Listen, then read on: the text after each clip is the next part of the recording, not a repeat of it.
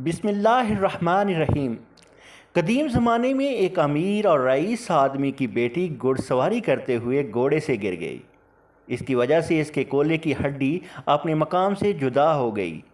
لڑکی کے باپ نے بہت سے حکیموں سے علاج کروانے کی کوشش کی کہ ہڈی کو واپس اپنی جگہ پر بٹھائیں، مگر مصیبت یہ تھی کہ لڑکی کسی حکیم کو اپنا جسم چھونے کی اجازت نہیں دیتی تھی۔ باپ نے بہت اصرار کیا کہ بیٹی طبیب اور حکیم کو تو شریعت نے بھی مجبوری اور ضرورت کے وقت محرم قرار دیا ہے، لیکن بیٹی کسی بھی طرح راضی نہیں ہو رہی تھی اور دن بدن کمزور ہو رہی تھی۔ آخر لوگوں نے مشورہ دیا کہ شہر کے باہر ایک بہت حاذق حکیم رہتے ہیں، ان سے مشورہ کر لیں۔ وہ شخص حکیم صاحب کے پاس گئے اور مسئلہ بیان کیا تو حکیم صاحب نے کہا کہ ایک شرط پر میں آپ کی بیٹی کا علاج کر سکتا ہوں اور کولہا ہاتھ لگائے بغیر واپس بٹھا سکتا ہوں۔ اس شخص نے کہا کہ جو بھی شرط ہو اسے قبول ہے۔ حکیم نے کہا کہ شرط یہ ہے کہ تم ایک موٹی تازی گائے مجھے لا دو تو میں علاج کر دوں گا۔ وہ شخص بہت باری قیمت پر شہر کی سب سے صحت مند گائے خرید کر حکیم صاحب کے پاس لے گئے۔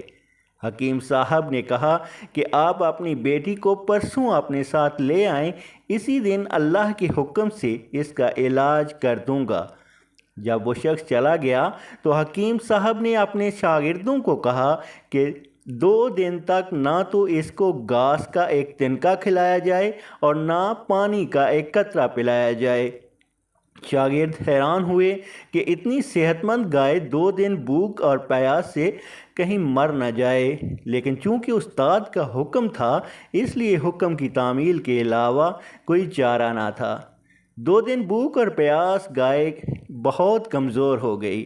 تیسرے دن دوپہر کے وقت وعدے کے مطابق وہ شخص اپنی بیٹی کو چارپائی پر ڈال کر حکیم صاحب کے پاس لے آیا۔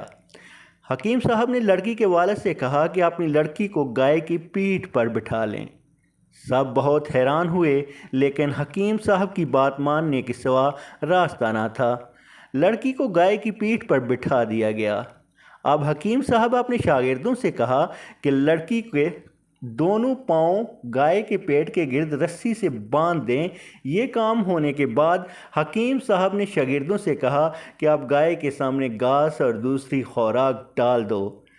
گائے 2 دن کی بھوکی پیاسی تھی، جلدی جلدی کھانے لگی۔ حکیم صاحب نے اس کے آگے پانی کی بڑی بالٹی میں نمک ڈال کر رکھ دیا اور گائے تیزی سے پانی بھی پینے لگی۔ پانی میں نمک کی آمیزش پیاس کی شدت اور بڑھا دی۔ گائے نے ایک ساتھ بہت سارا پانی پی لیا۔ گھاس اور پانی پینے کے بعد پیٹ پھلانا شروع ہو گیا اور لڑکی کی ٹانگوں پر دباؤ اتنا بڑھا کہ وہ چلانے لگی۔ اچانک کھڑاک کی آواز آئی اور لڑکی شدت درد سے بے ہوش ہو گئی۔ حکیم صاحب نے لڑکی کو گائے سے اتروا کر اس کے والد سے کہا کہ آپ کی بیٹی کے کولہے کی ہڈی اپنی جگہ واپس بیٹھ گئی ہے اور یہ گائے آج سے میری ہے۔ سامعین اکرام، یہ حکیم کوئی اور نہیں بلکہ عالم اسلام کے قابل فخر سپوت ابو علی سینا تھے، جو کہ شیخ الرئیس کے نام سے بھی مشہور ہو گئے۔